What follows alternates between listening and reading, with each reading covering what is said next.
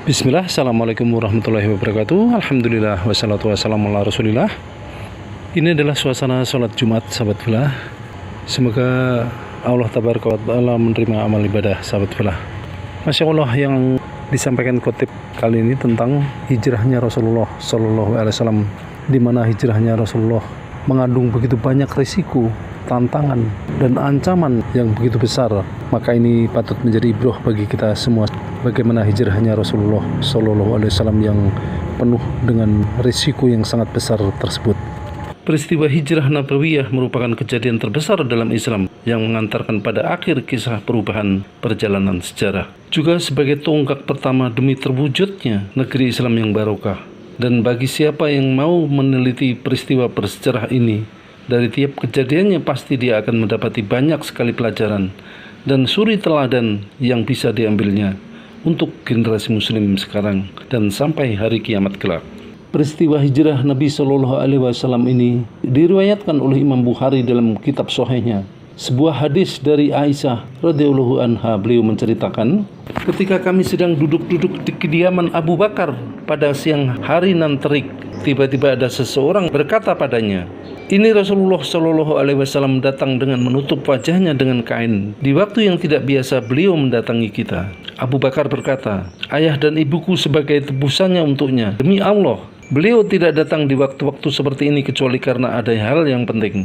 Aisyah melanjutkan, lalu Rasulullah Shallallahu Alaihi Wasallam datang dan meminta izin masuk. Lantas diizinkan dan beliau pun masuk. Kemudian Rasulullah berkata kepada Abu Bakar, "Keluarkan orang-orang yang berada di sisimu." Abu Bakar menjawab, "Mereka tidak lain adalah keluargamu, wahai Rasulullah." Beliau berkata lagi, "Sungguhnya aku telah diizinkan untuk pergi hijrah." Abu Bakar menjawab, "Engkau meminta aku menemanimu, wahai Rasulullah?" Beliau menjawab, "Iya."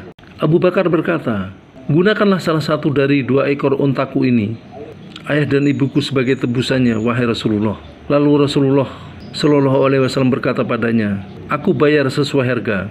Aisyah melanjutkan kembali, "Lantas kami persiapkan perbekalan untuk keduanya. Kami sertakan bekal makan untuk keduanya di sebuah wadah. Kemudian Asma binti Abu Bakar menyobek ikat pinggangnya menjadi 2 bagian. Satu bagian dia ikatkan ke bekal makanan dan satu lagi untuk dipakainya. Ketika itulah dia kemudian dijuluki dengan Dzatun Nitoqoin, atau pemilik 2 ikat pinggang. Kemudian Rasulullah Shallallahu Alaihi Wasallam berjanji untuk bertemu Abu Bakar di sebuah gua di Gunung Thur. Lalu keduanya tinggal di dalam gua tersebut selama 3 malam. Sementara pada malam-malam itu Abdullah putra Abu Bakar mendampingi mereka berdua pada malam hari." Aisyah menuturkan, "Dia Abdullah adalah seorang anak yang sudah menginjak usia balik, cerdas dan cepat paham. Dia berjalan meninggalkan keduanya menjelang waktu subuh sehingga pagi harinya bisa berada di Mekah bersama orang-orang Quraisy. Seakan malam harinya dia menginap di Mekah. Semua perintah yang diinstruksikan kepadanya dapat dicernanya dengan baik. Lantas dia membawa berita tentang hal itu kepada mereka berdua ketika hari mulai gelap. Sementara Amir bin Fuhairah, budak Abu Bakar, mengembalakan kambing perah untuk keduanya dan mengistirahatkannya untuk sesaat di malam hari sehingga keduanya dapat meminum dari perahan susu kambing tersebut. Kemudian ketika tiba waktu subuh, Amir bin Fuhairah menyeru kambing-kambing gembalanya untuk pergi. Dia lakukan hal itu selama 3 malam tersebut. Sebelumnya Rasulullah Shallallahu Alaihi Wasallam dan Abu Bakar telah menyewa seseorang dari Bani Da'il yang masih satu keturunan dengan Bani Abdi bin Adi, yang merupakan penunjuk jalan berpengalaman di dalam menelusuri jalan, membuat perjanjian di belakang rumahnya keluarga besar As bin Wa'il As-Sahmi. Dia ketika itu masih menganut agama kaum kafir Quraisy. Namun keduanya menaruh kepercayaan kepadanya dan menyerahkan kedua onta mereka kepadanya. Setelah itu mereka berdua membuat perjanjian dengannya untuk bertemu di Gua Thur setelah 3 malam dengan membawa kedua onta tersebut.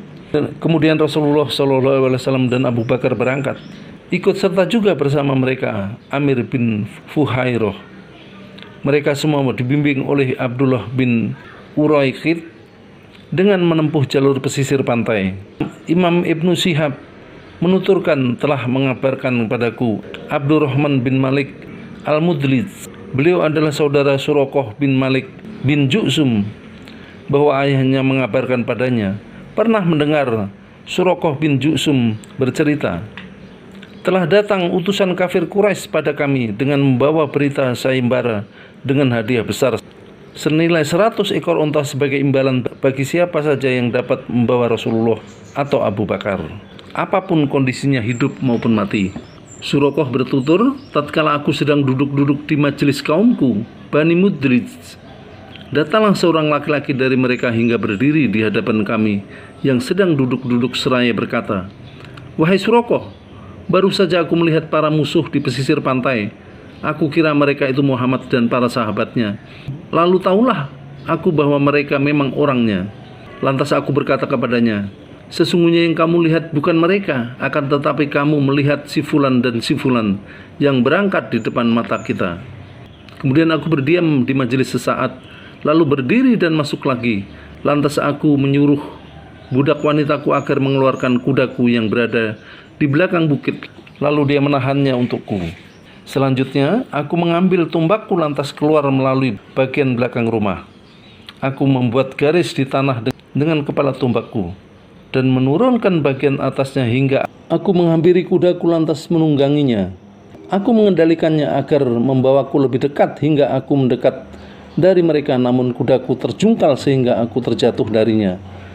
Lalu aku berdiri, sementara tanganku meraih busur, lalu aku mengeluarkan anak-anak panas lantas mengundinya, apakah aku harus mencelakai mereka atau tidak. Namun undian yang keluar justru yang tidak aku sukai. Lantas aku menunggangi kudaku dan tidak memperdulikan perihal hasil undian yang keluar tadi. Kudaku membawa mendekat hingga bila mana aku mendengar bacaan Rasulullah Shallallahu Alaihi Wasallam sementara beliau dalam kondisi tidak menoleh, sedang Abu Bakar banyak menoleh. Tiba-tiba terperosoklah kedua lengan kudaku ke dalam tanah sampai sebatas lutut hingga membuatku terjatuh darinya. Kemudian aku menderanya, lalu ia pun bangkit lagi. Namun kedua lengannya itu hampir tidak dapat dikeluarkan. Tatkala ia sudah berdiri tegak, tiba-tiba bekas kedua lengannya tadi menimbulkan debu yang mengepul di atas seperti asap. Lantas aku mengundi dengan anak-anak panah lagi.